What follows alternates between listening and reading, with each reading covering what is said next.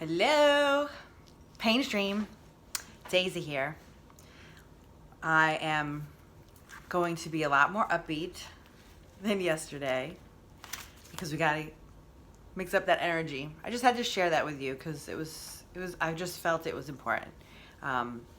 If you're not watching these in order, I'm talking about the Albert Einstein letter to his daughter.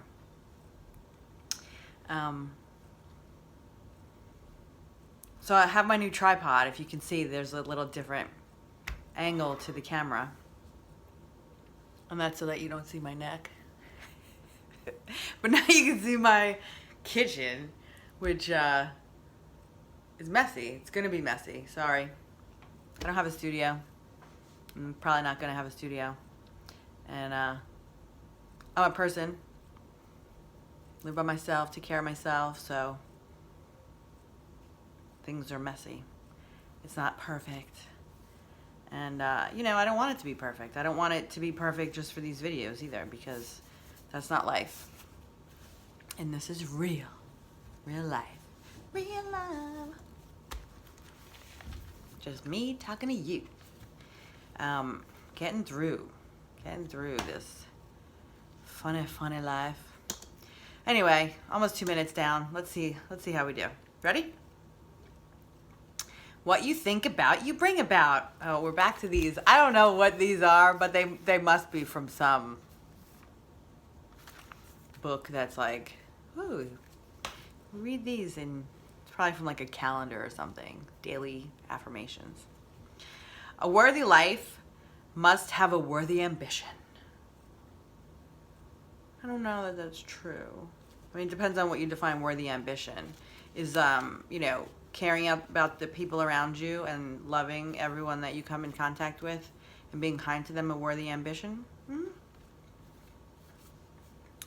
Our attitude at the beginning of a task can affect its outcome. Oh, it will affect its outcome.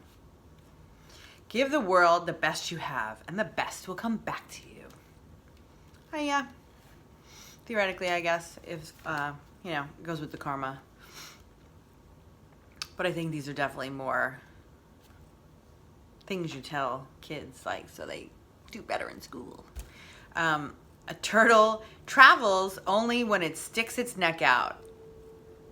That's true. Korean proverb. Yeah. Gotta take a risk.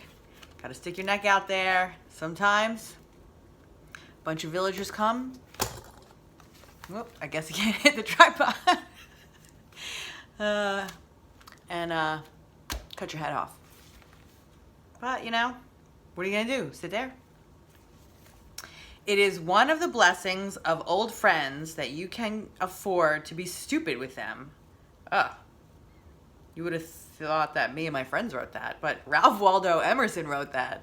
It is one of the blessings of old friends that you can afford to be stupid with them. Oh my goodness. If you only saw the Facebook pages of my friends and the parties and the vacations, stupid is a generous word. But we have fun, right? And that's what life is. No one's gonna care about that Facebook page when you're dead. No one's gonna care. Gotta enjoy it. So if you're not, we gotta get you there, right? We gotta figure out how. Because you can, and you will. I am. I love my life. But it took a while to get there. Givers have to set limits because takers rarely do. Woo. Takers never do. Should say always and never, but I haven't. In my experience, I haven't seen that. Irma Kurtz said that. Kurtz. Givers have to set limits because takers rarely do. So true. You really do. Because it's hard. It's hard to know where that line is when you're a giver of, okay, you've taken too much. Usually you make it stop, or you stop the vacuum of takers well after you're already pretty depleted. So that's something I know I need to work on. And I think I am. The fewer things you have, the freer you are. The less debt you have, the freer you are. The more money you have, the freer you are. Freedom provides happiness. So that would make it sound like, money provides happiness, that kind of thing. But I think the point is, and no reference, the rest of these, no, a couple of these have no reference.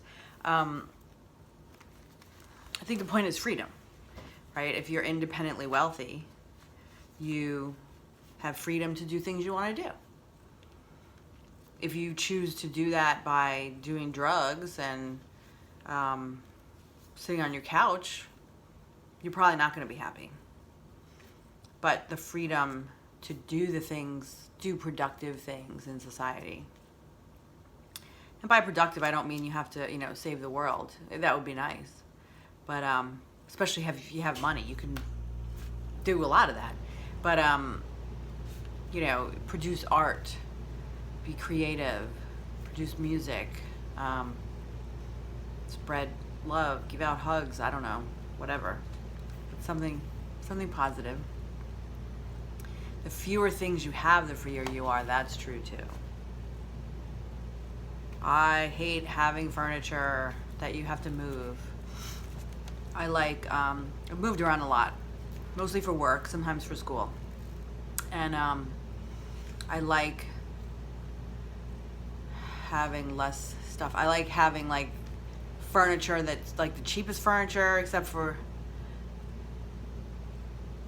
I don't know, I think it was this stream I talked about that cheap IKEA bed. Maybe bump it up to not the cheapest thing in the bed department, but everything else, I like to be able to just, and I can't say, there was one time after I graduated grad school and I thought I was going to settle down and get a nice furniture and a nice apartment. I did get nice furniture, and then I moved it, and it was just, spent so much money moving it, and it was such a hassle that I started to hate the things. And I eventually got rid of all of those things. Yeah. Gave them away or got rid of them. I hate throwing stuff away. But anyway, I like to buy cheap stuff so that I could just throw it away, right?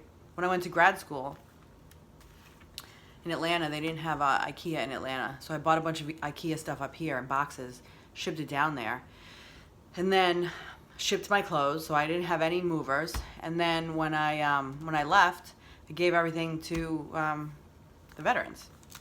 So that's nice. It's nice to be able to move around like that.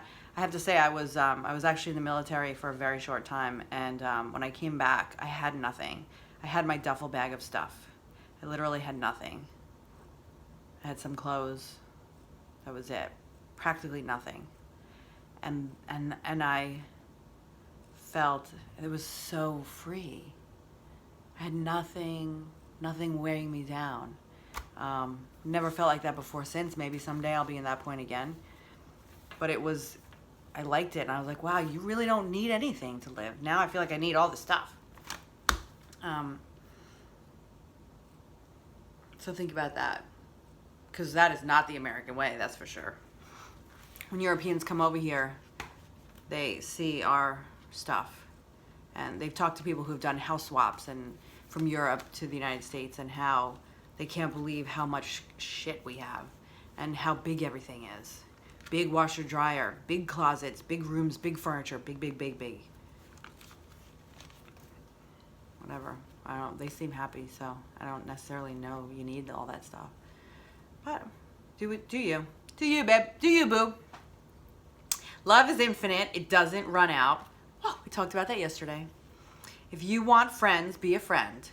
Bingo. If you want love, love others. Yes. Nobody loves me. Huh?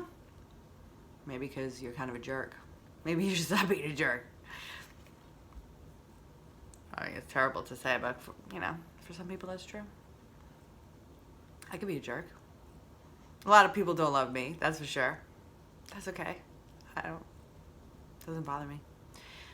Those who dream by day are cognizant of many things which escape those who dream only by night. That's beautiful, and that's true. I think that dreaming, imaginative space is kind of like a meditative space, and it allows your mind to expand and open to be cognizant of other things besides material space. That was by Edgar Allan Poe. Wasn't he also on a lot of drugs? I guess that helps dreaming during the day. Only the truth of who you are, if realized, will set you free. That's from Eckhart Tolle, A New Earth. Only the truth of who you are, if realized, will set you free. I don't know, I still have that song in my head. I can't sing, but sometimes you're going to be subjected to it. What are you going to do? I got to hear it all the time. It's terrible. Especially when I got the top down in the convertible. Only the truth of who you are, if realized, will set you free. Yeah, be yourself. Who else are you going to be? Nobody likes people who aren't themselves. So if you're trying to be someone else to get people to like you, you're doing it wrong.